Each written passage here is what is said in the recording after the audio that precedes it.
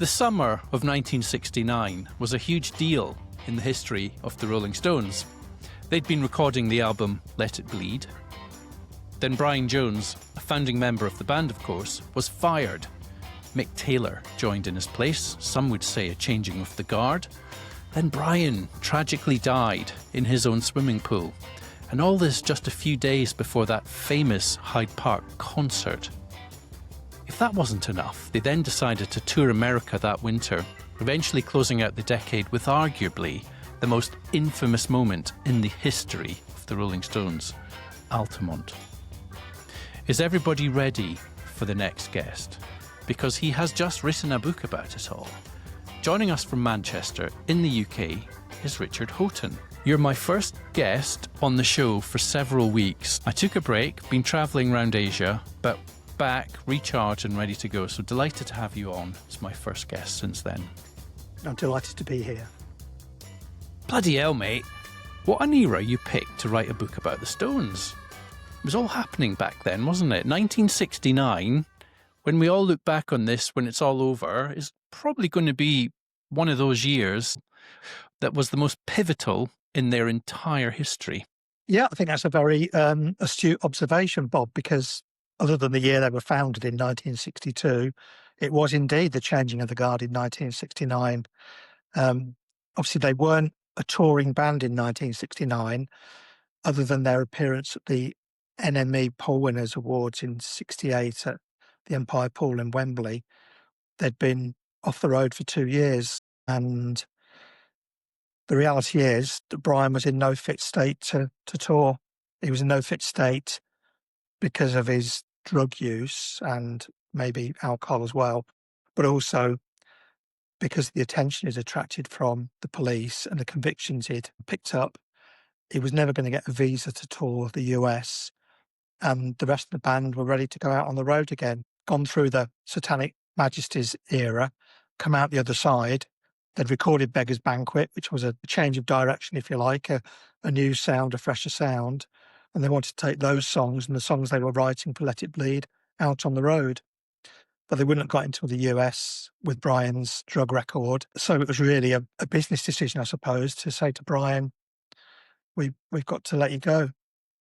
And of course, it is one of the big issues, the hot topic still amongst Stones fans, I guess, the idea that the founding member of the band could be sacked by the rest of them, but that's the way it was, I guess. Brian, by that stage, he was in no fit state to do anything, really.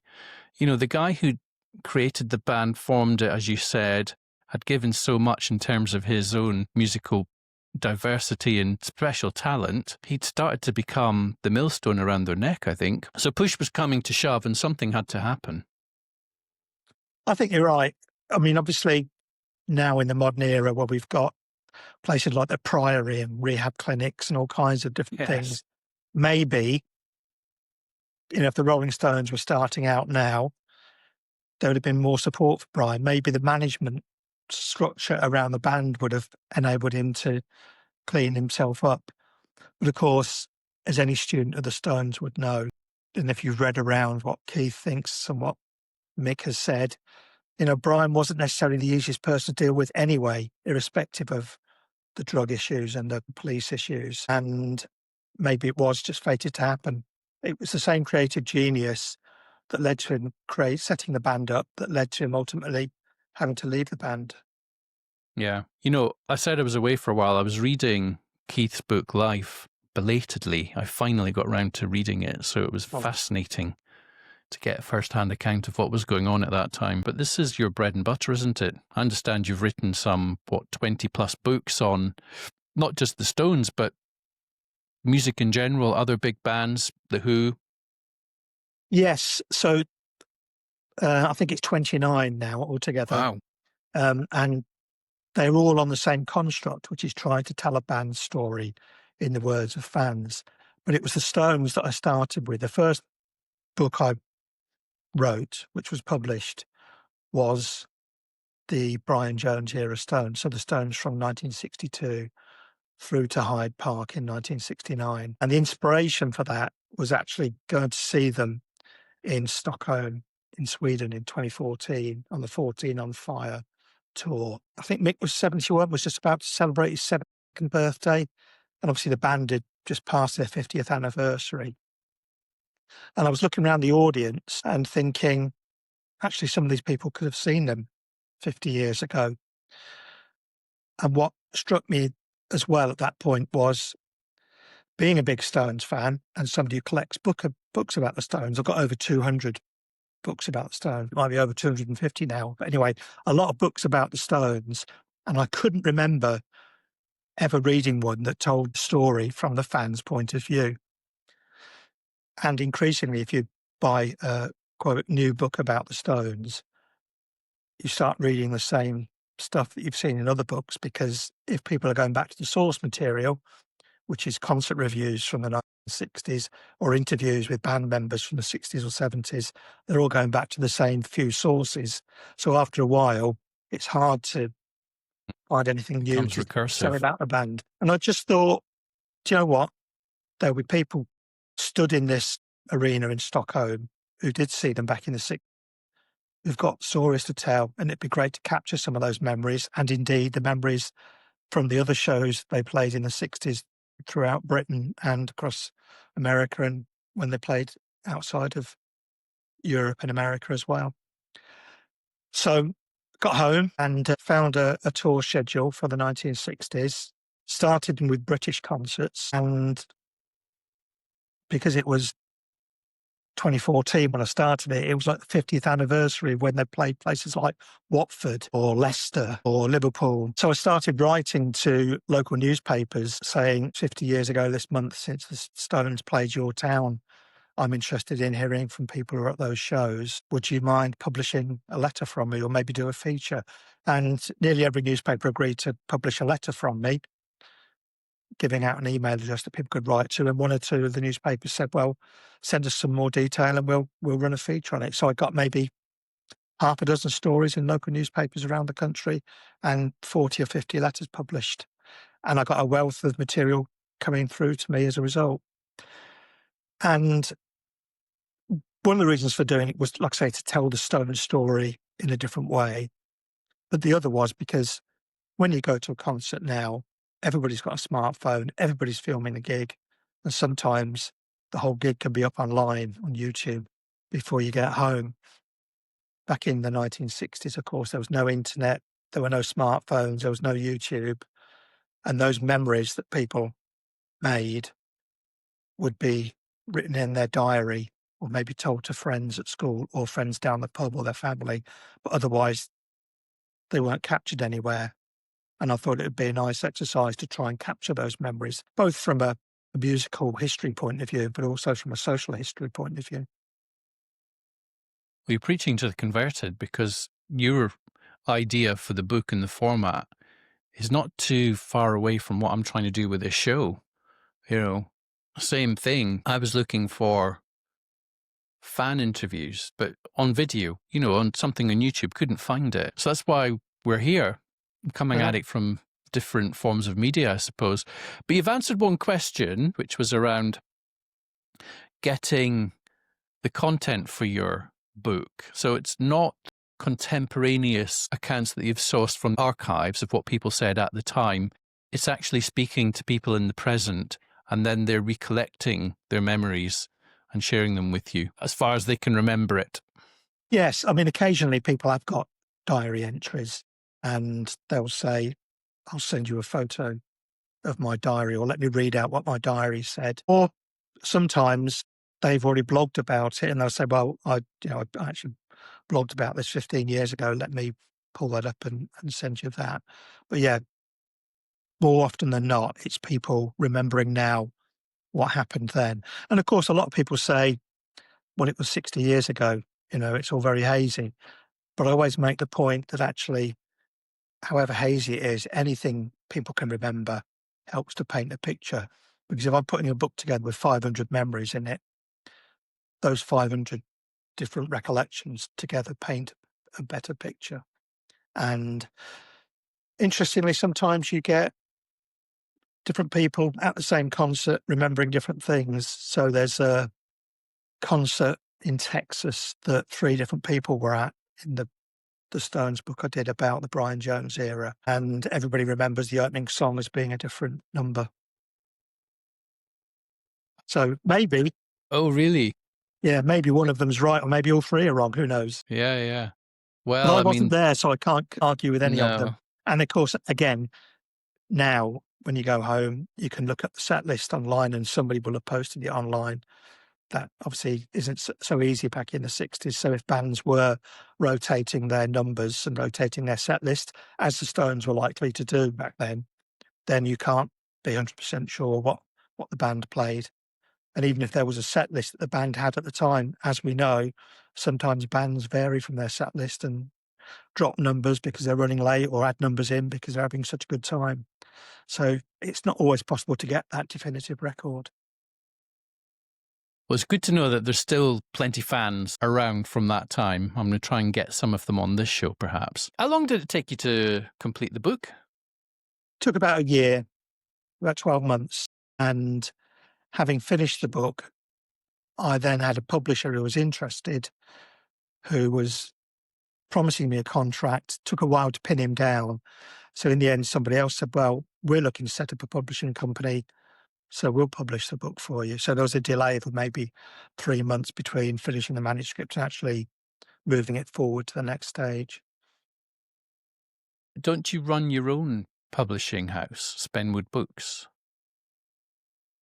I do now. So what happened was that first publisher who published the Stones book was a brand new company. They decided that they didn't want to do any more books. The guy who I'd initially talked to, who took a long time to come up with a contract, said, I'm still interested. So I did my next book, which was about the Beatles, with him. And I did the Beatles because when I was asking people about the Stones, loads of people said, let me tell you my Beatles story, because I saw the Beatles at the same time in the same era. So in sourcing the material for the Stones book, I got half a Beatles book at the same time, even without asking about it. And having done the Beatles book, it was then a natural progression to do The Who as the other really big band of the era. And it rolled on from there, really. But that publisher, as is often the case, I'm afraid, with some small publishers, struggling to pay his authors. So I ended up deciding to set up my own publishing company because I'd have more control of the material and have more control of the finances as well. So I'm now a company that publishes books, which include books that I've written, but also books by other authors as well. Great stuff. Well done. Thank you. You know what? The testimony from the people who were there is, of course, firsthand, is therefore some more legitimate, more powerful. But I can vouch for the authenticity of that because, by complete coincidence, my very last guest was the inimitable Katie McLeod Davidson, and she appears in your book. I don't know if you saw her episode, Confessions of a Groupie. It was fantastic. She really had plenty tales to tell, obviously from that era as well. She got right up close and personal with not just the Stones, but the Faces and others around that time. Katie's stories appear in my Brian Jones era book about the Stones, but also the book I did about the 1972 North American tour, because she also saw them on that tour. And indeed, she contributed 1 or 2 stories for my Faces book as well. I know, and one of your contributors to that is going to be a future guest in a few shows. It's all connected somehow, isn't it? It is. It is. Well, you know, fans are a big family, really. It's an extended network. And, you know, that's one of the great things about going to a Stones gig, that you will see people who've seen them before, who you've seen before at concerts. You know, I've got a friend in South America who I met through doing the books, and we bumped into each other at a show somewhere on the road, you know, and it was like, he's travelled X thousand miles, I've travelled X thousand miles, and here we are in the same place to see the band we both love. Well, you're not just a writer of books about the Stones, you are a genuine fan. We're going to get into your lived experience as a Rolling Stones fan. But I think for now, let's mix things up. And it's time to play a tune. This is usually the part of the show where I get to find out how cruel I've been to my guests by asking them to pick 3 songs. But in your case, You just gave them to me like that. There was no hesitation at all. Boom, in they came, 3 songs. It seemed like it was a pretty easy task for you, Richard. Well, it's not easy Well, because now we're obviously getting to the heart of the matter. because there's so many great songs, and you like everybody, I guess. There are certain songs I associate with different places and different times in my own life. So, for example, "Sympathy for the Devil" is a song that I associate with leaving the O2 Arena after the 2012 gigs that the Stones did, because as people were walking out, they all started going, "Ooh, ooh, ooh, ooh," and it was echoing through the corridor, and it was fantastic. It was just the sonics of that part of the building, and everybody singing along together, just carrying on the vibe from the concert. So I always think of that show when I hear that song. It's funny you should say that, because I have a memory from coming back from the O2 from a Stones show, but I don't think it was 2012. I think it was 2007. On the tube, everyone was getting out the tune for Bitch, da-na-na-na-na-na-na-na-na. That was going down the tube carriageway, and I loved that moment. So, yeah, okay, nice memory. Well, look, it seems like it was a piece of cake for you. You had no real difficulties finding those 3 songs. Was that right? Well, my first choice is "Cry to Me," and the reason why I chose that song is partly because I don't think it's a song that gets heard very often. And again, it's as everybody who listens to classic pop radio, if that's the right phrase, will know, whatever the band, the people who play the songs tend to focus on the same 2 or 3 songs. So you'll hear "Satisfaction" a lot. If you're a Stones fan, you'll hear "Jumping Jack Flash." You won't hear "Honky Tonk Women" quite so often. You probably won't hear "The Last Time." You probably won't hear "Little Red Rooster." You won't hear Brown Sugar. And you won't hear "Brown Sugar," albeit that might be for different reasons, of course. But, you know, those first 4 albums don't feature the hit singles, and yet there's loads of fantastic material on those 4 albums. And for me, "Cry to Me" is just one of those songs that is criminally overlooked. Certainly, looking back 60 years later, it's a song that ought to be heard more often. Well, you say criminally overlooked. I must confess that when I saw your list and Cry to Me was on it, for a second, my initial reaction was, oh crap, how does that one go again? I had to go and dig it out. So I don't know if you're too familiar with the format for Room 1009, but you have given us 3 new songs. So no one has picked any of your 3 songs. We're on show 27 now, I think. So well done. I love having first plays on the show. But let's go and do Cry to Me. Why did you choose this song, and what does it mean to you? I chose it because those first 4 albums by the Stones are all free of singles, and they are a treasure trove of great material. Obviously, the trend later on in the 60s, and as has been a constant ever since, is for tracks to be lifted off an album and made into a single, or a hit single is then included on an album because it's been a hit. But there aren't any single releases on those first 4 UK albums. I know it's different in the US. And I just think "Cry to Me" is an overlooked classic. Plus, it's the Stones doing something they do very well, which is ballads. And I just think it's a fantastic song.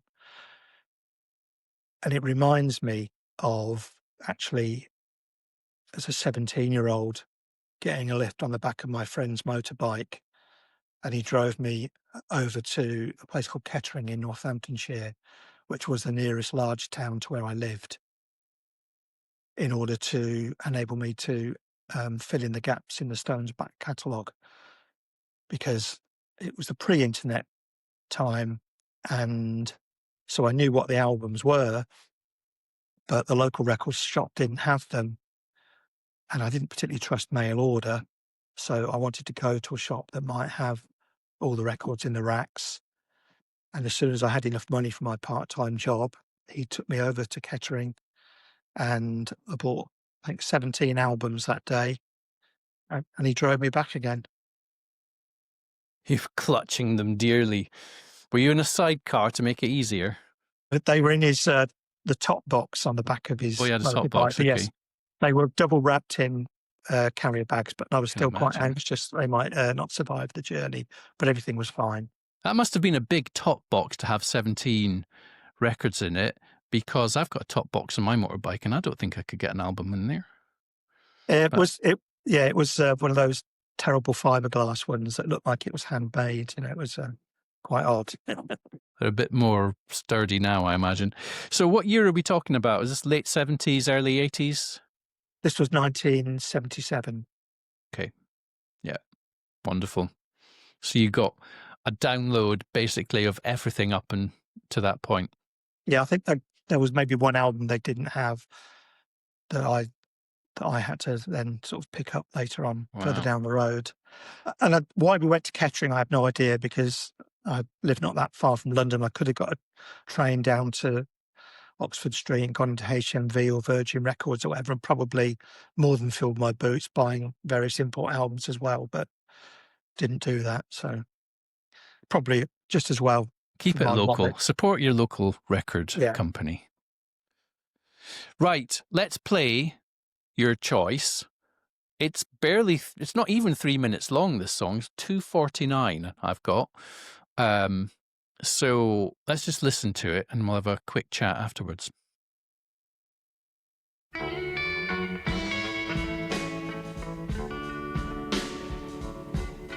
When your baby leaves you all alone and nobody calls you on the phone, don't you feel like crying? Don't you feel like crying, like crying, like crying? Come on, baby, cry me. When you're all alone in your lonely room, and there's nothing but the smell of her perfume, don't you feel like crying? Don't you feel like crying, like crying, like crying? Come on, baby, come on. Cry to me. Nothing could be sadder than a glass of wine alone. Loneliness, it's just a waste of your time. But you don't ever have to walk alone. You see, so come on. Take my hand, oh, come on, walk with me. When you're waiting for a voice to come in the night, and there's no one, don't you feel like crying? Don't you feel like crying, like crying, like crying? Come on, baby, cry to me. Come on, baby, that's right. Cry to me. Yes, I want you to come on, baby. Come on, come on and cry to me. I want you to come on, baby. Come on, and cry to me. Yeah, come on, baby. Come on, I want you to cry to me.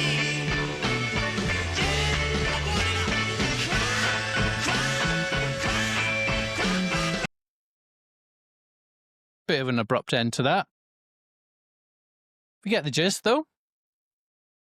Do you ever have a slow dance with that song? I did not. No memories of doing that. Didn't have Yeah, many it probably wasn't on girlfriends the as dance a floor when you teenager, I'm were- afraid. It's from a different era when you would have been hitting the dance floor looking for those slow True. dances. I can't imagine it was played much in the 70s. Definitely not now. Do you know what? Preparing for this show, I learned something about this song, which I didn't know. They didn't write it. I thought this was a Jagger Richards composition, but it's not. It's credited to somebody called Bert Russell. Solomon Burke was a singer. Solomon Burke was the first, he wrote it, and Solomon Burke was the first singer of it. But this guy, Bert Russell, his other songwriting credits include, and they're big songs. Can you name any others, actually, before I go and name them? Well, Everybody Needs Somebody to Love. He did that. Twist and Shout, which I thought was a bloody Beatles song. Right. I thought they wrote it. Shows you how much I know.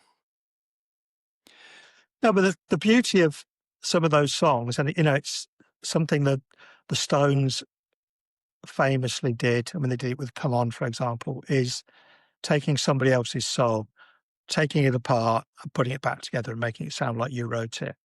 And I mean, Nick Lowe is somebody more recently who's famous for doing the same sort of thing. He writes songs with the view that somebody else will play them and put their own interpretation on them, and he's quite happy for people to do that. He's very happy with What's So Funny About Peace, Love and Understanding, because Matthew Bolton covered it. It ended up on the soundtrack album to The Bodyguard, made Nick Lowe a millionaire on the songwriting credits. So, but the Stones do it. One of my other song choices is a cover version as well, and it's because the Stones will take a song and do it completely differently to how the original artist wrote it and recorded it. And so it's very easy to grow up thinking that's the Stones song, that's one that Mick and Keith wrote. Absolutely. And I look forward to talking about your next cover song. Got a few things to say about that one. But just closing out on Bert Russell, not just songwriting, he also produced a bunch of great songs. Baby Please Don't Go, Brown Eyed Girl, and Under the Boardwalk. Big stuff. He tragically died aged 38. Too young, absolutely. You know what? It's a good job that I'm getting an education doing my own show, because I realised just how uninformed I am sometimes. I had that pegged in my database as a Jagger Richards composition. Right. Let's establish, when did this nonsense all start for you? Take us back to when you became a Rolling Stones fan, when you knew you were a Stones fan. And what was the trigger for that? Okay, well, I'll take you back a little bit before that. So my dad was born in 1933. He did national service in the British Army, as men born of that era were required to do. So he would have gone into the army about 1950 or thereabouts. And when he came out of the army, having done his national service, he was somebody who'd had the rough edges knocked off him as a teenager, because that's what military service does to you. I.e., when Elvis Presley came along, my dad was already a square, for want of a better phrase. When my mum and dad got married, my mum, who was a little bit younger than my dad, was a big music fan. She was a big fan of Guy Mitchell, just singing the blues. She Wears Red Feathers, and the two other songs, and was something of a pop sensation. But my dad hated pop music. So you would not be surprised to learn that when the Rolling Stones came along, and particularly that large-lipped, long-haired git called Mick Jagger, my dad absolutely hated him. And so I grew up in a household where every other kid was watching Top of the Pops on a Thursday night. We lived in the Top of the Pops free zone. My dad would not allow us to watch Top of the Pops. You were watching Songs of Praise religiously.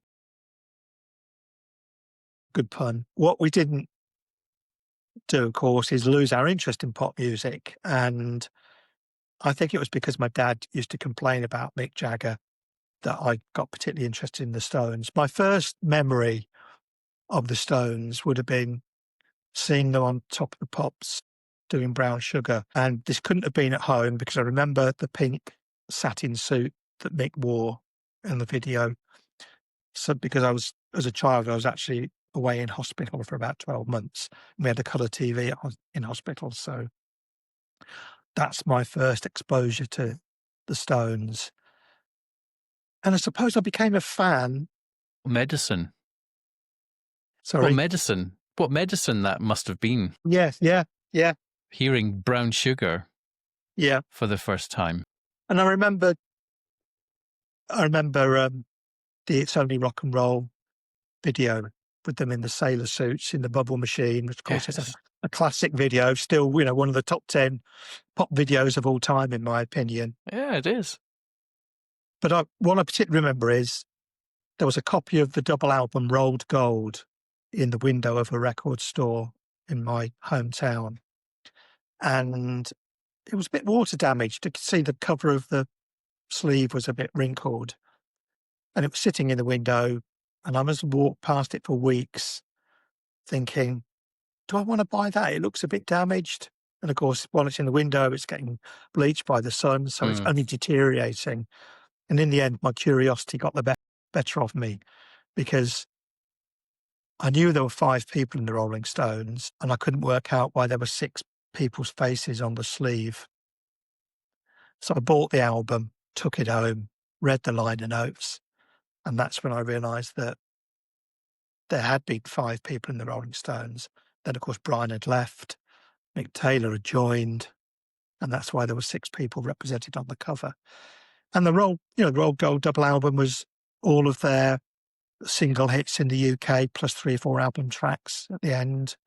It was released by ABKCO. It was released by Alan Klein's company with Decca. So it was not a modern album. It was not one the Stones were probably making any money out of themselves because of that famously bad deal they had with Alan Klein. That's right. But it was my first exposure to the Stones properly. So it was that curiosity about that album sleeve that actually drew me in at the age of 14 or 15. So your dad kind of suppressed any opportunity in earlier years for you to latch on to the Rolling Stones? Or indeed any pop band. Or any pop band, right, okay. Wow, what a shame. Not even the Beatles? They didn't pass muster in your household? Actually went to see the Beatles. I went to see the Beatles. I went to see the Beatles 1964 Christmas show with my sister, and I was 4 years old, with my sister who was 2 years old. You could barely be old enough to have been there in 1964. I was 4, my sister was 2, and my mum and dad took us down to London.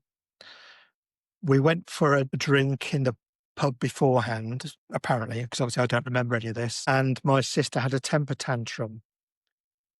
So rather than go to the show, my dad went back to the car with my 2-year-old sister, and I went to see the Beatles with my mum. So my dad was so not interested in going to the gig that my sister having the temper tantrum gave him the way out. Yeah. Sounds like your sister saved the day for your dad. He didn't want to go, did he? No. Well, do you remember anything about the Beatles concert? I don't. I thought I did, but, my mum took me to a few shows. I saw Cliff Richard at the Palladium. I saw Sasha Distel. And I distinctly remember one year going to see Father Christmas in Oxford Street and came away with my He'll be back there this year, apparently. Really? Thought he might. And I remember being in the theatre and opening this Christmas present, and it was a set of wooden Skittles and wooden balls. And I managed to drop one of those wooden balls, which rolled off down to the front of the theatre, never to be seen again. So when I said to my mother years later, I remember going to see the Beatles Christmas show and opening that present and dropping the ball and it rolling off. She said, that was a different show. Because the Christmas show we saw was actually in early January, because typically the Beatles would do, typically they only did it 3 times, but it would run through the Panto season, so they would do shows before Christmas and in the first week of the new year as well. Well, you were 4 years old. You're forgiven for not having the perfect memory of what happened on that day. Thank you. So when did you first see the Rolling Stones in concert? I first saw them in 1982 Oh, okay. in Rotterdam. Mm. So I'd become a fan in 74, 75, proper fan, having bought the Rob Gold album. I didn't buy the music press. You know, I didn't have having a father who wasn't particularly into music. He wasn't into football either. No, my dad, you know, he's still a hero of mine, although he's no longer with us. But, you know, he was very handy. He'd fix a car, he'd build a bookshelf in 30 minutes, blah, blah, blah. But he wasn't into football or music or anything like that. So, and I didn't have a big brother to guide me. So didn't read the music press. And I remember Black and Blue coming out, and I bought it soon after it came out. But what I particularly remember is we had the news at 10, and the Stones were playing Earl's Court on the 1976 European tour, because there was a 2-minute segment on the news. And I just remember thinking, why did I not know about this? I'd never been to a concert at that stage. I didn't go to my first concert until... Well, you'd been at a Beatles concert. Yeah, but I hadn't been and bought the tickets myself. But I remember being miffed that the Stones were playing and I knew nothing about it. So it was like, I've got to see the Stones. I've got to see the Stones. You know, Black and Blue's come out. I love it. You know, I've started to buy the back catalogue. I am a Stones fan. I don't know anybody else in my friendship group who likes the Stones as much as I do, or if indeed they like them at all. And other than my cousin Karen, who was about 15 years older than me, I didn't know anybody who actually was much of a Stones fan. And of course, between 1976, when they played Earl's Court, and 1982, when they did a European tour, they didn't play any shows in Britain or Europe. They did a tour in 78. They toured the US when Some Girls came out. And I remember reading, or it wasn't me reading the music press then, so I remember reading concert reviews in the NME about the 78 American tour. And of course, there was always speculation in the music press, oh yeah, they're going to carry on the tour, they're going to come to Britain, oh, they'll be touring Britain in 79, they'll be touring Britain in 1980 or whatever. And they didn't do that. You know, they were relatively fallow years for a Stones fan. And then they did the tour in 82. And unlike today, where dates are announced on block and you know they're doing 24 gigs or whatever, and you know where all those shows are going to be, the first gigs that were announced were continental Europe. There were no British shows announced to begin with. Well, I could correct you on that, because I've got the dates in front of me right now. They opened that tour in the UK, in Aberdeen, which is my hometown. And even though I was only 11 at the time, not a Stones fan, when I found out they were playing the Capitol Theatre in Aberdeen, I wanted to go as an 11-year-old. And I remember thinking I would have been prepared to spend 50 quid, which is a fortune in those days, to go and see them. Even though I didn't know any of their songs, I didn't go, sadly. But after that, they did Glasgow, then Edinburgh, then London, then they did 3 shows in Rotterdam. Yeah, but the Rotterdam shows were announced before any of those British shows. Got it, right. Okay, so they were going to be the first shows. I thought they're not going to play Britain. They're just going to do continental Europe. I've got to get a ticket. And I bought, myself and a friend bought a concert, coach and ticket package from a company that ran trips abroad. Yep. And I remember been there, done that. Yeah, we got there. We were dropped off at something like midday in Rotterdam, having got the ferry overnight, or really, really early start. I can't remember the details. And the coach company were picking us up at 10 o'clock at night, because the Stones were going to be on at, 7:30, 8 o'clock maybe. So they were going to pick us up after the concert finished. And the Jay Giles band were one of the supports. Jay Giles band came on ridiculously early, at 3 o'clock in the afternoon. We thought it's going to be 4 hours before the Stones come on, at least, maybe longer. And I went to get a couple of beers for myself and my friend, thinking we had 4 hours to fill. And whilst I was queuing up, Under My Thumb starts up, because actually the Stones aren't coming on at 7 o'clock in the evening. They're coming on at 4:30 in the afternoon. It was an afternoon show in the daylight. The coach company had got all the show times wrong. So I abandoned the beer queue, went back to my seat because, the band were on, the band that I've been waiting to see for nearly 10 years. And there they were, strushing their stuff. My friend was most annoyed that I hadn't come back with 2 pints of lager, that I'd abandoned the queue to 2 pints hear of the lager music. and a packet of crisps, please. Yeah. So that was my first exposure to the Stones, was in the sunshine in Rotterdam, and at the Feyenoord football stadium. And then afterwards, the show finished about 7 o'clock in the evening, and then we had a 3-hour wait in the car park for that coach to turn up, because they thought we Not were what you want. going for a nighttime show. Was it a good show at least? It was a fantastic show. You never forget your first time, like I say, and it was absolutely brilliant. Well, my first Stone show was a bit like yours. Package thing, get on a coach way up in Aberdeen over to Paris. Right. I did that in 1990. All sorts of carnage and mischief on that trip. But that's another story. When I'm my own guest on my own show, I'll tell it. So how many times have you seen them since?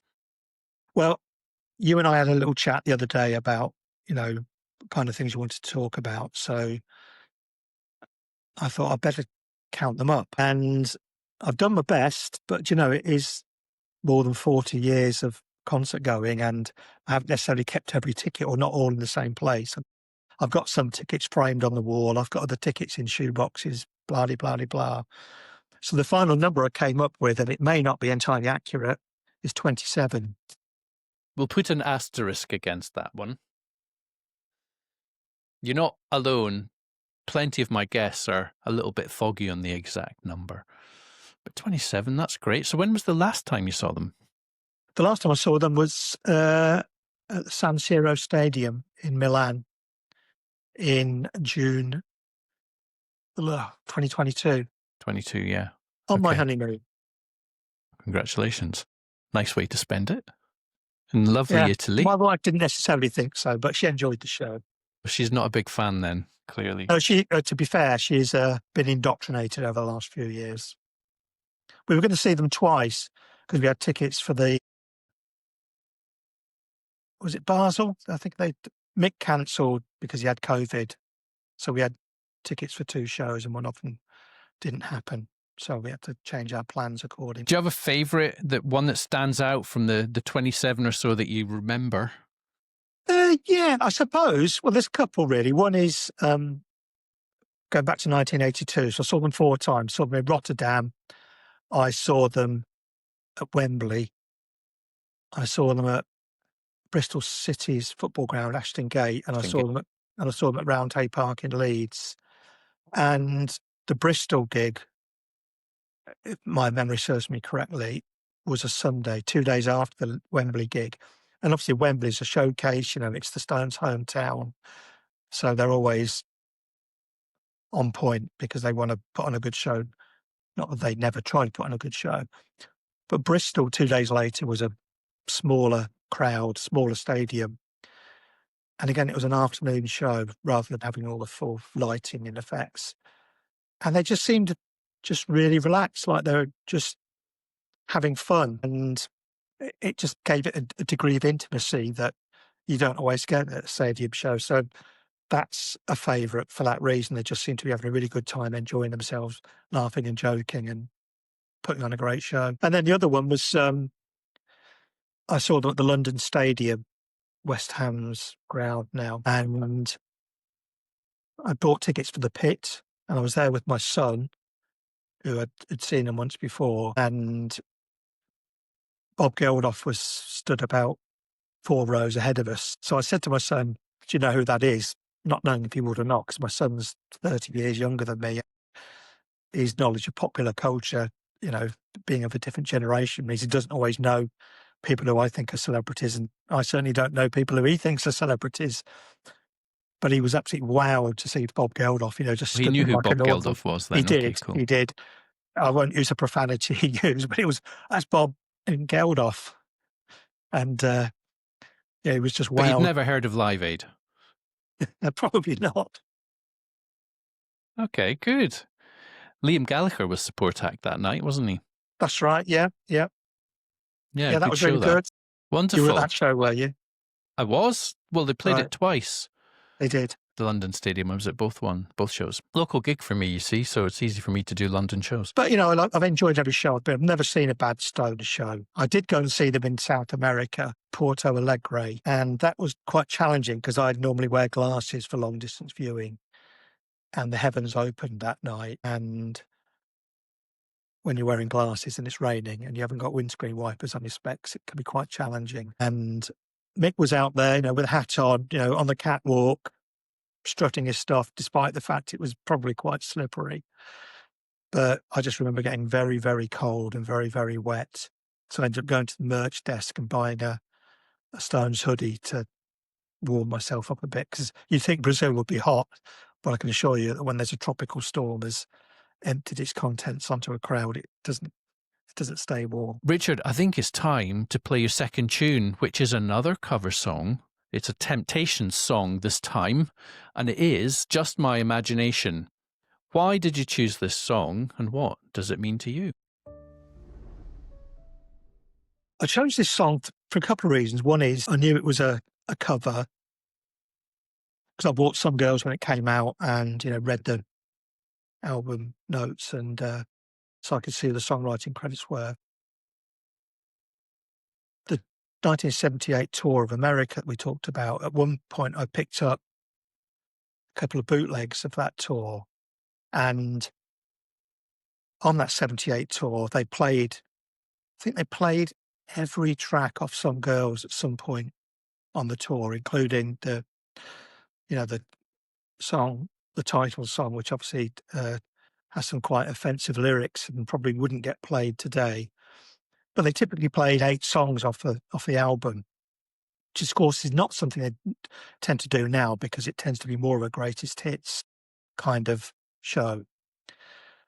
But I listened to Just My Imagination, and it was one of those songs that they really expanded on tour. So sometimes playing a 12 or 13-minute version of the song. It's clearly a song that Mick was having a lot of fun on, that Keith and Ronnie were having a lot of fun on, soloing against each other and such like. And I just think it was a great song. And my other memory of it is because I didn't particularly know the Temptations version, which is a very softly sung MOR kind of soul song. I remember a friend telling me they'd heard that song and just being incredulous because they thought that the Temps had covered the Stones version of the song and ruined it. And I had to explain, no, it's the other way around. It's Mick and Keith taking a great song, but making it into something completely different. They never fail to somehow uplift any song they cover. It's amazing. Let's listen to it from 1978.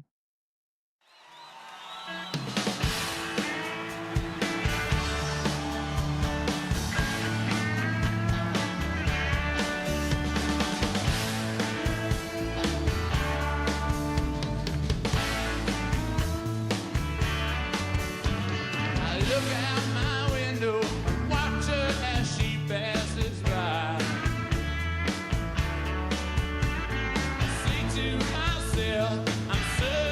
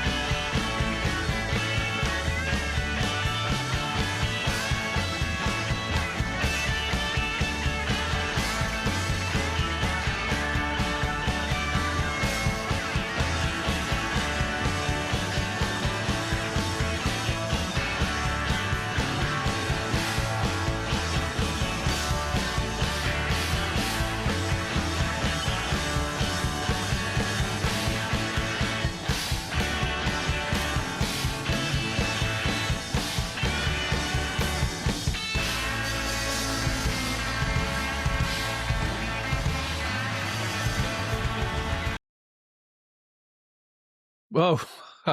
Feature of the show, we get these rather abrupt endings to the songs. That was a very playful version, wasn't it? It was. It's great. And do you know what? I love that lineup as well because much as I love people like Bernard Fowler, there aren't loads of backing vocalists, there aren't loads of supporting musicians. It's the five of them plus Stu on piano, and it just rocks. I loved the interaction between Mick and Ron blowing kisses at each other. It's wonderful to see. Do you think the Temptations version has the line, "She doesn't fucking know me"? Probably not. Probably not. Enough said. I'll be honest, this is not one of my favourite Stones tunes. I put it in the bottom half. But each to their own. That was a great version. For me, it's just a great song. Live, they really do things with it. And at some point, I downloaded bootlegs of nearly every show on the 78 tour and burnt them onto disc. And they just did just my imagination was different every night.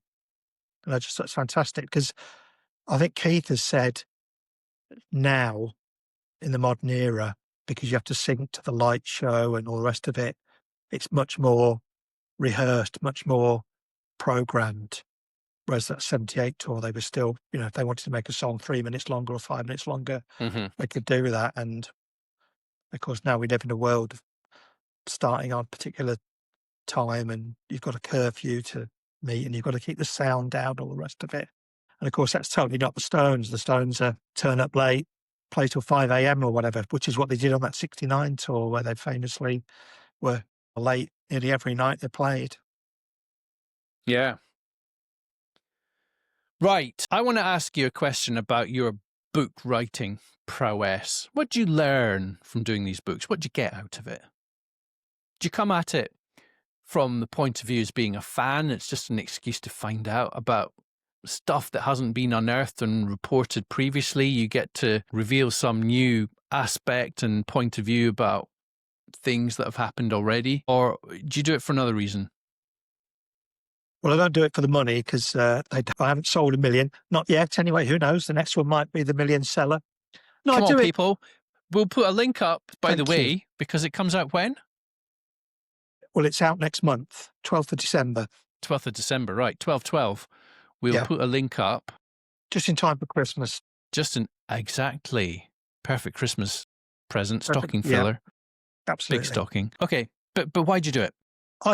I do it because I genuinely like to hear people's stories. I mean, those stories from the 60s, for example, in the first book I did about the Stones, you talk to somebody who saw them, I don't know, the Odeon in Romford, and they'll tell you how they went to the chip shop on the way home and missed the last bus home and had to walk home, or had to walk the girlfriend home, and then got into trouble with girlfriend's dad because she wasn't home by 11 o'clock or whatever. And then there'll be a story from an American fan about how they borrowed their mother's Camaro and drove down to the show. And it's just that complete contrast of culture. So a teenager in Britain's worried about the double-decker bus and what time it leaves the bus depot. And in America, it's how many kids can we get in the back seat of the car because we're going to all drive down there in our Cadillac or whatever it might be. And it just highlights what a different world it was. Now we live in such a connected world where we can talk to people in America on smartphones, we can watch American TV, we can buy American products, and it is all one global economy. But 60 years ago, it wasn't like that. America was still a completely different world, a world that the Stones were obviously bringing to us because they were bringing those American songs and interpreting them, the Chuck Berry, the Muddy Waters and all the rest of it, introducing British teenagers to that stuff. And then famously taking it back to the Americans and introducing them to their own musical inheritance. So it's that, just hearing those stories about a bygone age we grew up in a black and white Britain with 3 TV channels and outside toilets and no central heating and no decimal currency. Not everybody had a phone, etc., etc. And it's just a step back into that world. No. When you think about it, compared to what we have now, it really feels like that would have been centuries ago, but it's within living memory. I remember those days, and I'm younger than you, but my daughter would be shocked if she heard that's how we used to be. I just don't think, I know we're starting to sound like old gits, but I don't think kids today We can are. visualize Let's it. face because it. Embrace it. we can't, it's hard. It's hard for me now to remember when I started work in days when we didn't have a computer in the office I worked in. We had one phone that four of us Yeah. shared. I know, it's crazy. There was no email. You typed out memos on bits of paper with bits of carbon paper, and you had yellow You got a copies and pink secretary to do it copies. for you, probably. Yeah. Yep. Pool of delightful ladies who would be Not all always dolled women. up. Men weren't going to be I given that remember work. those days as well. So when I started my career, it was just, still the tail end of that. Mm-hmm. Right. Give me one surprise you got out of doing the 1969 book. Well, there's a few stories about Altamont in there, and of course, Altamont is famously portrayed as a complete and utter disaster, not least because I think 4 people died altogether, including Meredith Hunter, who was killed by the Hells Angels, or Anne Hells Angel. And I've got a report in the book from somebody who was there who said it was a fantastic day and they didn't see any trouble. So, despite the portrayal in the film Gimme Shelter, despite the media reports, despite a lot of recollections, it wasn't a bad day for everybody. There were some people there who just had a good time. And I suppose it was quite jarring, really, to think that they actually went to that show and came away not knowing what had happened and not having the same experience as everybody else. That tour did give us Get Your Yayas Out, which, my God, that is a good live album. I've been listening to it, getting ready for this show, and I'd forgotten that there was a super deluxe version came out. Mm. I don't know when, 10 plus years ago, completely had escaped my mind, and I went, Alexa, play Get Your Yayas Out. And after a bit, it's starting to play Prodigal Son, and then, what's the other one? Was it Going to a Go-Go? I'm Free is on there. Remember which one was the other one that was playing, but it doesn't matter. I thought, what's going on here? I don't remember that being on the set list. And then I checked, and of course it was the Super Deluxe Edition. Lots of extra bonus material on that, not all by the Stones, of course. Because that was the original version of the album that the Stones wanted to put out. They wanted to put out a double album with the supporting artists on the second part of the record. Under My Thumb, not Going to a Go-Go. But wow, what a great album. Sympathy for the Devil, the version on there is, got to be the best one. One of the best ones ever. Yeah, no, anyway. I agree. Again, Altamont casts a huge shadow over that tour. It did. Can't what ignore the book that. tries to do is actually say it wasn't just about Altamont. They played 23 other shows, and people saw a great band. They saw a band at the height of their powers, and who, amongst every Stone fan on the planet, would not step into a time machine and go back to 1969 and see that tour if they got the chance. And that's what the book tries to do. I was hoping you were going to say something mad, like, because Get Your Yayas Out contains lots of famous tropes, that we still roll out now, such as, is everybody ready for the next band? Charlie's good tonight, isn't he? But there's another one in trousers there. don't fall down. Yes. And there's another one. There's somebody in the crowd shouts out, "Paint it black, you devils." And I was hoping you were going to say, I found the person who said that. That would Sadly be great not. to do. Yeah, The search continues. it does. And there's another guy who keeps popping up. I think they reuse his line, which is, come on, let the good times roll. Yeah, If you've heard that one. yeah. We ended up talking about Get Your Yayas Out more than your book. Have you got any plans to do another one? I would love to do a book about the 75 tour of the Americas and then the 76 European tour. Because again, it's coming up for 50 years for that European tour, and it's scary to think so much water has flowed under the bridge. I've just today taken delivery of my copy of the Super Deluxe edition of Black and Blue, which includes the live Blu-ray disc for the Paris Abattoir gig, which was broadcast on, it was an Old Grey Whistle Test special in the summer of 76, I think.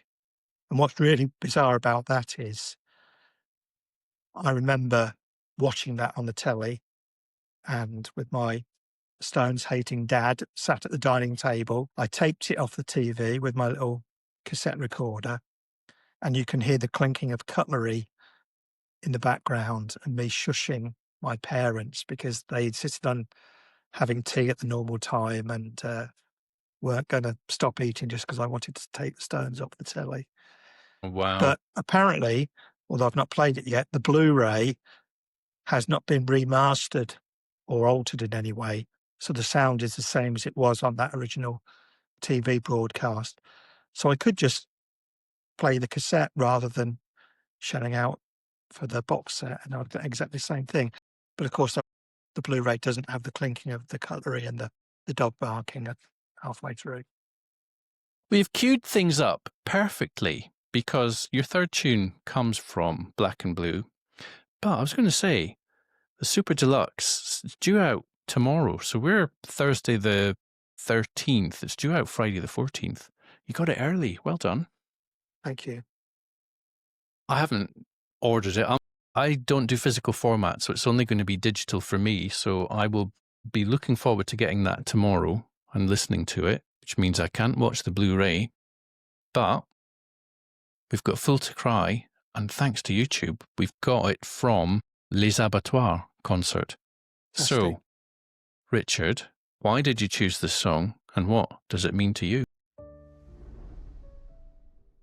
I chose this song because I think it is, like I say, the height of my, or the beginning of the peak of my Stones interest. The thing about Black and Blue is it's the first album that they released after I became a proper Stones fan. You know, It's Only Rock and Roll had already been out for 12, 18 months before I bought that copy of Rolled Gold and really immersed myself in their back catalogue. So Black and Blue is my proper introduction to the Stones, and I've got a great affection for that album as a result. And I think it's a common thing that people discover a band and they buy whatever is the latest album when it comes out and form an affection for that record, even if it isn't necessarily the best in that band's back catalogue. And it's true, true of other bands as well. So Black and Blue, I think, has been unfairly criticised over the years. Oh, it's a crap album. They were just doing auditions for guitarists, blah, blah, blah, blah. But I actually think it's a stronger album than It's Only Rock and Roll. Much as I love that album, I think it's a stronger album than Goat's Head Soup. And I think it gets overlooked because some girls came along and took them in a slightly different direction. But actually, if they carried on doing what's on Black and Blue, which I think they kind of did with Love You Live, I think you've still got that sort of swampy, bluesy feel about the Stones that they had with working with Billy Preston, where it was getting a bit down and dirty. And I just think they just sounded great at that time. And they parted company with Mick Taylor, so there was a bit of, we don't quite know where we're going. But when you get to Some Girls, Keith's obviously deep into his heroin problems. Yeah. And again, much as I love Some Girls, it very much feels like it's Mick's album, in control of the songwriting. And what the band were doing was, I do feel Keith was much more involved in Black and Blue, and you can hear that in the grooves. Well, the original song lineup: Hot Stuff, Hand of Fate, Cherry O Baby, Memory Motel, Hey Negrita, love that, the riff on that, Melody, Crazy Mama, and your third song choice tonight, Full to Cry. Let's play that and we'll have a chat after.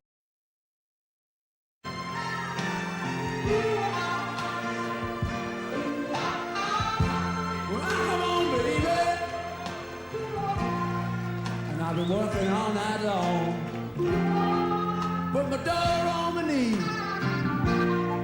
She said, Daddy, what's wrong?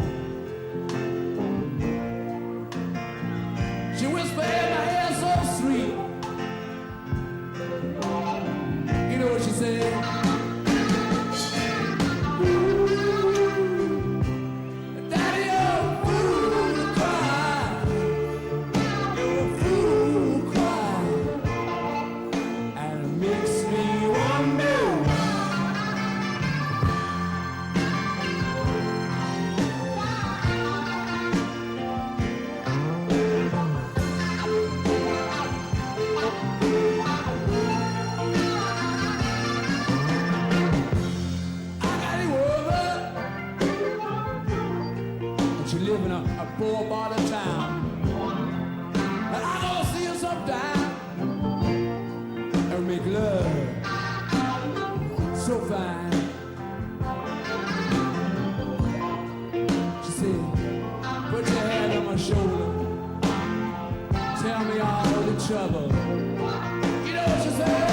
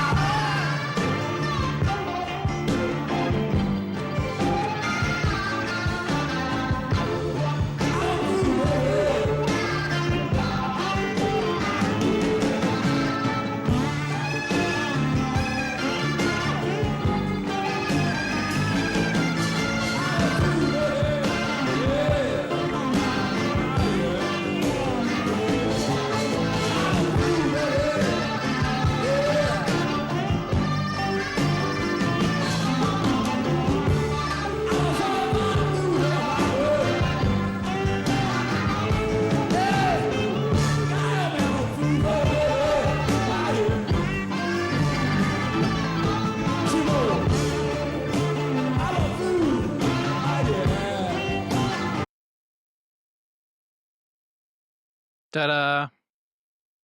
Another abrupt Trademark ending. ending. You get the idea. That's what you're going to see when you watch that Blu-ray. That was lovely, wasn't it? It was great. Do you know, though, Keith seems to be operating on muscle memory there, doesn't he? Because he didn't look like Keith. There's something about his physical appearance there, facially. Looking at that, it's like, it doesn't look like Keith. There's something a bit different, but it sounded like him. It did. Lovely, lovely, lovely. It's a very tender moment, that song. It's almost like they're letting the guard down, giving us a view into their world when they step away from being Rolling Stones, you know. Don't think Keith likes that song. I think it was Fool to Cry, where on that tour where he fell asleep. I think it was in Munich mid-song. But he wasn't asleep on that version anyway, because it was certainly giving it his all. Well, the Super Deluxe of Black and Blue comes out officially. By the time this show goes to air, it will be out. Of course, we've already had a song released from it. Shame, Shame, Shame. Did you enjoy that one? I did. I mean, I remember the original version by Shirley and Co. In fact, I might even have it on 45. And I remember reading that the Stones had recorded it at the time, because I think they recorded it with the intention of possibly putting it out as a single, because they didn't think the Shirley and Co version was going to be a hit. And then when Shirley's version was successful, they shelved their version. It'd been interesting, because obviously it's now, again, 50 years later or whatever. Would have been great if they'd put it out at the time. You do wonder sometimes about the commercial thinking behind, let's put this track out, or let's put that track out. I've just realised I need to check myself, because I was saying that was the Les Abattoirs concert, and that's something you're going to get on the Blu-ray. But I might be wrong on that. Isn't it the Earl's Court concert is going to be on the Blu-ray? No, the Earl's Court concert is on the Super Deluxe edition on vinyl. Okay. But what you've just played is an extract from that Paris Abattoir gig. Right. Good. Which was a Whistle Test special, because those captions in yellow letters I distinctly remember. Okay, good. Well, how am I going to get my hands on that one then? I'll just have to watch it on YouTube. Probably. Yeah, or I don't know, what it might become available on Spotify or whatever. Never mind. No, it's good to get material, live stuff from round about that era, the mid-70s. There's not much of it. No. LA Friday from 75 springs to mind, which only came out though a few years ago. So yeah, no, good. Yeah. They're slowly filling in the gaps, and that was a great period. If they tour next year, and there are good rumours they're going to do it, they're going to put on a European tour, hopefully, fingers crossed, all being well. Do you have any plans to be there? Oh, definitely. Definitely. I mean, there was obviously a lot of talk this spring of there being a European tour this year, 4 nights at Tottenham Hotspur Stadium, etc., etc. And I would have done it. I mean, I had tickets for the US tour that was postponed because of COVID. I'd actually bought tickets for Me too. Buffalo and somewhere else. 2020. And actually, and I don't know if this happened to you, but I bought the tickets and then applied for the refund. So I actually got more money back than I shelled out, because the exchange rate had moved in the favour of the pound in the intervening 3 months or whatever. No. I remember that. 2020, February, I think it was, when it was being announced, and obviously COVID's starting to become a thing, but you just didn't think it would become the thing it became. Obviously the writing was on the wall, but even in sort of mid to late February, I'm still busily booking tickets, flights, hotels, everything, only for it to come crashing down a few weeks later. It took me a year to get my money back, but I did. What did you make of Hackney Diamonds? To be honest, I was underwhelmed. Oh. And I think it was because it was so hyped and people saying, oh, this is fantastic, it's the best Stones album that's ever been released, etc., etc. And I don't think you can ever say that about a new release. Well, they'd been starved of Stones albums for what? Yeah, 17 but years. You've got to absorb it and come back to it days, weeks, months later before you can really say where it sits in a back catalogue. Yeah, compared with everything else. Cry to Me, it's 60 odd years old, so for some people, those songs have been around that length of time, and they are seeped into their consciousness. They're interwoven with their memories. A song means something in somebody's life. They've had it played at their wedding reception or whatever it may be. A new album can't suddenly kick all those things out of the way. So I thought it was okay, but I just felt it was overhyped. Well, we're still getting new stuff. We got Hackney Diamonds. We got Shame, Shame, Shame. Mm-hmm. And there's rumours we might get a new album in the new year as well, which would mean they probably will be touring a new album. Isn't that great? Yeah. Yeah, no, it would be great. And it'd be great to see them play some of the new material as part of it. Like I said, that 78 tour where they played 8 songs from Some Girls, something like a third of the set. So if you hadn't got Some Girls, if you hadn't listened to it and you saw them on that tour, you might be thinking, oh, this is a bit ho-hum. But we know, if we were going to see the Stones tomorrow, or we're going to see the Stones 3 years ago, without knowing the set list, you could pretty much write the set list bar 2 or 3 songs, because they tend to play the War Horses. Big bugbear of mine. Yeah, and sometimes you just want to hear something different, and it's great when they do something they've not played. I don't particularly like the we'll rehearse 5 songs and let the audience choose which one we're going to play, because there is a tendency for the most obvious songs to get picked. I want them to mix it up a bit more. Play the, I know Mick will say, well, all these people have paid lots of money and they want to hear the classics. But there's lots of us who are proper Stones fans who know their Paying entire lots of catalogue, money. who want to hear something a little bit different. And the way to solve it is they should do a few more club shows every tour so that we can get our fill of rare stuff there, and then we'll just shut up and stop complaining. And Wouldn't that be nice? and obviously ticketing for club shows is always an issue. And I don't see any reason why you can't say, all right, well, we'll put it on sale and then we'll draw the names from a hat, and genuinely draw the names from a hat.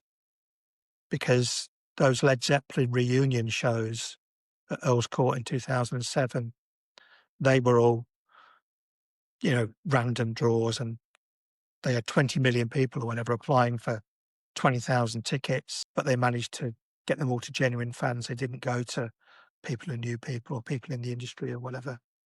Be nice if they could find a way to do it. Richard, looking back, did the Rolling Stones change your life in any way?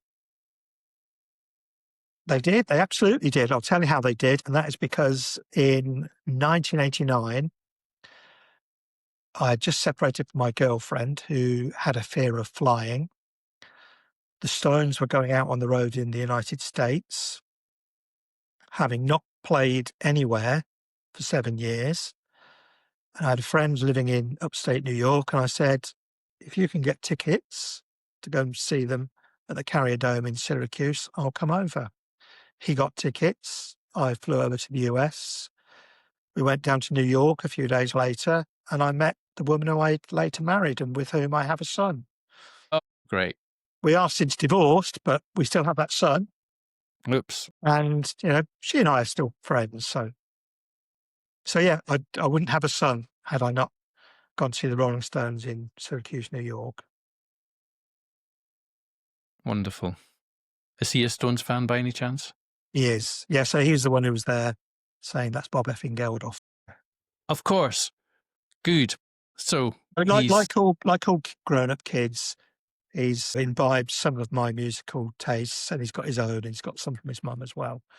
So, yeah, the Stones are definitely part of what he would call his cultural background. And if I go and see the Stones next year, I know he'll want to come with me. Good stuff. I want him to pay for his own ticket this time, though. Yeah, quite right. He's old enough. Before we say goodbye, Richard, one final question. We have a tradition on the show, which is called the Room 1009 Museum. It's not a real museum, it's a virtual museum. And I'm asking every guest just to virtually leave something behind. What would you like to put in the Room 1009 Museum, please? I think I'll donate that cassette that I recorded off TV at home in 1976. With the tinkling of... yeah, with the cutlery and the dog barking and my parents whispering to each other, because now that I've got the super deluxe edition of Black and Blue, I can part company with the cassette. So I can send you a photograph of it if you'd like, and you can add it to your wall of fame. A real life moment captured from 70s Britannia, a domestic moment. You trying to record something off the TV while your parents disapproved and tutting you. Great. Feels like that should be in a museum. So wonderful. A Sonic Museum will have a special place for that. Richard, thank you very much for being on the show. Oh, Bob, thank you. I've really enjoyed it. Well, the pleasure's been all mine. Keep it up with the books. Good luck when it comes out officially. Thanks for sending me a draft. Many more to come, I hope. Indeed. Me too. Take care. Maybe see you on the road. That'd be great. Bye-bye. Bye-bye.